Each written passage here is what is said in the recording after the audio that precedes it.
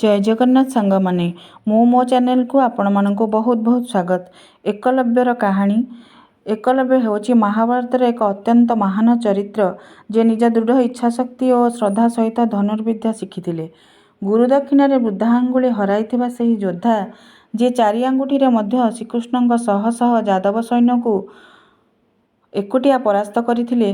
श्रीकृष्ण एही अद्भुत धनुर्विद्या देखि आचंबित हो जाइथिले, जहाकू रोकिबाकू स्वयं श्रीकृष्ण को सुदर्शन चक्र धरिबाकू पड़िथिला। से थिले एकलव्य, जहांक तीर बाहरिले स्वर्ग कंपी उठुथिला। केउट घरर राजकुमार जे धनुर्विद्यार एते पारंगम थिले जे से जदि महाभारत युद्धरे जोग देइथान्ते तेबे संभवतः पांडव कौरव मिसी भी तांको परास्त करि पारि नथान्ते। यह केवल एक कहानी नुहे, यह एक रक्त रंजित सत्य। एबे चलंतु विस्तार रूपे जानिबा एही वीरयोद्धांक इतिहास। प्राचीन कालरे हस्तिनापुर निकटरे एक निषाद राज्य थिला। ताहा एक समृद्ध राज्य थिला, जेउठी समस्ते शांति रे रहुथिले। एकलव्य थिले सेही राज्यर राजा हिरण्यमनुंक पुत्र। तांकर धनुर्विद्या प्रति अति आग्रह थिला। से शुणिथिले जे हस्तिनापुर रे गुरु द्रोणाचार्य राजकुमार मानंकु धनुर्विद्या शिखाउछन्ति। तांकु गुरु करिबा पाई से हस्तिनापुर अभिमुखे बाहरिले। जंगलर भयंकर पथ, पहाड़, घंच जंगल को अतिक्रम करी साहसी एकलव्य घोड़ारे बसी हस्तिनापुर आड़कू अग्रसर हेउथिले। गुरु द्रोणाचार्य अर्जुन को सर्वश्रेष्ठ धनुर्धर करिबा पाई प्रतिज्ञा नेइथिले।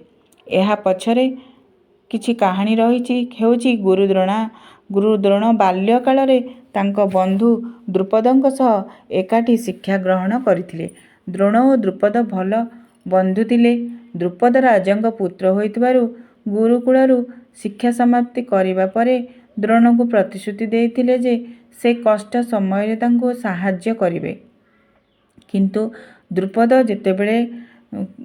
जेतेबेले राजा हेले गुरु द्रोणଙ୍କ पाखरे जीविका चलेबा पाई किछि नथिला। से द्रुपदଙ୍କ पाखको एक गाई मागिबाकू जाइथिले, किंतु राजा द्रुपद मित्र द्रोण को अपमान करी बाहर करदिले। तेबे द्रोण एही अपमानर प्रतिशोध नेबाकू स्थिर करिथिले। जेतेबेले अर्जुन ए विषय जानिले से गुरु द्रोणଙ୍କ पाखरे प्रतिज्ञा करिथिले जे गुरुଙ୍କ अपमानर प्रतिशोध नेबे और राजा द्रुपदଙ୍କୁ परास्त करिवे। एपटे जंगल पहाड़ अतिक्रम करी एकलव्य गुरु द्रोणଙ୍କ पाखरे पहुँचिले। गुरु द्रोणଙ୍କ पाखरे पहुँची विनम्रतार सह कहिले, हे गुरुदेव, मु आपणଙ୍କ पाखरु धनुर्विद्या शिखिबाकू चाहे। मते आपण शिष्य रूपे ग्रहण करंतु। किंतु गुरु द्रोण तांको देखि पचारिले, तुमे किए? एकलव्य कहिले, मु निषाद राज्यर राजकुमार एकलव्य। गुरु द्रोण तांको शिष्य रूपे ग्रहण करिबाकू मना करदिले, कारण से समय रे केवल ब्राह्मण और क्षत्रिय मानंकु युद्ध विद्या शिखिबाकू अनुमति थिला। गुरु द्रोण मध्य अर्जुन को प्रतिज्ञा करिथिले श्रेष्ठ धनुर्धर करिवे। तेणु से एकलव्य को शिक्षा देबाकू मना करि देथिले। एकलव्य मन दुखरे फेरिले, किंतु हार मानि नथिले, कारण से द्रोण को निजर गुरु रूपरे मानि नेथिले। से गुरु द्रोणଙ୍କ माटी मूर्ति तैयारी करी धनुर्विद्या शिखिबे, से ताही कले। एकलव्य हस्तिनापुर ठारू दूरकू जाई एक आदिवासी बस्ती रे रही युद्ध विद्यार अभ्यास कले। एकलव्य मन और मस्तिष्क रे गोटिए चिंता थिला जे से निज राज्य को सेतेबेले फेरिबे जेतेबेले तांको धनुर्विद्यार संपूर्ण ज्ञान मिलिजिबो। अभ्यास समय रे कोनोसी समस्या आसुथिले से निजे प्रश्न उत्तर करी समाधान करुथिले। शीत वर्षा ग्रीष्म आसिला और गला, किंतु तांको अभ्यास सेही परे जारी रहिला। समय बीती चलिला और धनुर्विद्यारे महारत हासिल करि नेइथिले। दिनकर कथा, पांडव और कौरव माने शिकार रे जाइथिले, साथी रे कुकुर मध्य नेइथिले। सेतेबेले एकलव्य धनुर्विद्या अभ्यास रे मग्न थिले। हठात तांको कुकुर भुकिबार सुभिला, जहा द्वारा से अभ्यास रे ध्यान देई पारु नथिले। एकलव्य एपट सेपट देखिले, किंतु कुकुरटी देखा जाउ नथिला। एकलव्य निजर धनुर्विद्यार प्रयोग करथिले। एपरि तीर मारिथिले जे कुकुरर मुह बंद होइगला। पांडव माने आसी देखिले जे कुकुरर मुहरे एपरि तीर लागिछि जे कुकुरर ଜୀବନ ବଞ୍ଚି ରହିଛି ଓ ଭୁକିବା ବନ୍ଦ ହୋଇଯାଇଛି। ଏହି ଅଦ୍ଭୁତ ଧନୁର୍ବିଦ୍ୟା ଦେଖି ସମସ୍ତେ ଆଶ୍ଚର୍ଯ୍ୟ ଓ ଆଚମ୍ବିତ ହୋଇଥିଲେ। ଦୁନିଆର ଶ୍ରେଷ୍ଠ ଧନୁର୍ଦ୍ଧରଙ୍କୁ ମଧ୍ୟ ଏପରି ବିଦ୍ୟା ବିଷୟରେ ଜଣା ନଥିଲା।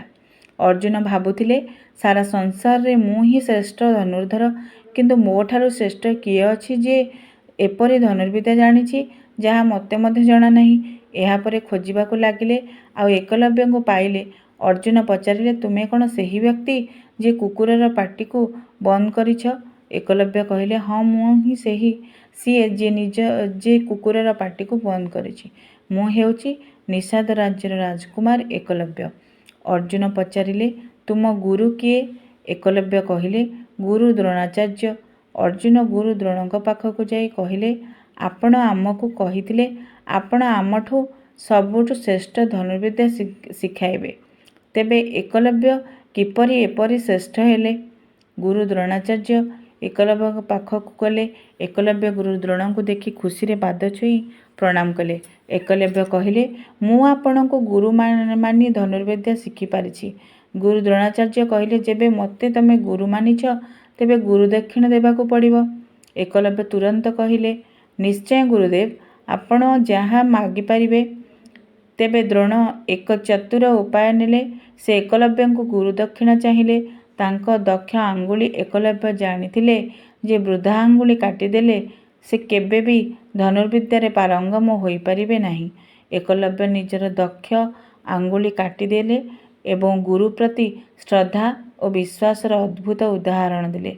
ଶିକ୍ଷା: ଏହି କାହାଣୀ ଆମକୁ ଶିଖାଏ ଯେ ଦୃଢ଼ ଇଚ୍ଛାଶକ୍ତି ଓ ନିଷ୍ଠା ସହିତ ଯେକୌଣସି କାମ ସଫଳ ହୋଇପାରେ। ଗୁରୁ ପ୍ରତି ଶ୍ରଦ୍ଧା କିପରି ଅନନ୍ୟ ହୋଇପାରେ। କେବଳ ଉପାଧି ଓ ଜନ୍ମରୁ ନୁହେଁ, କୌଶଳ ଓ ପ୍ରତିଭା ମହତ୍ତ୍ୱପୂର୍ଣ୍ଣ। ମୋ ଭିଡ଼ିଓଟି ଆପଣମାନଙ୍କୁ ଭଲ ଲାଗିଲେ please like, share and subscribe କରିଦିଅନ୍ତୁ। ଆଉ ଏହିପରି ନୂଆ ନୂଆ ଭିଡ଼ିଓ ଉପସ୍ଥାପନ ପାଇଁ ପ୍ରେରଣା ଦିଅନ୍ତୁ। ଜୟ ଜଗନ୍ନାଥ।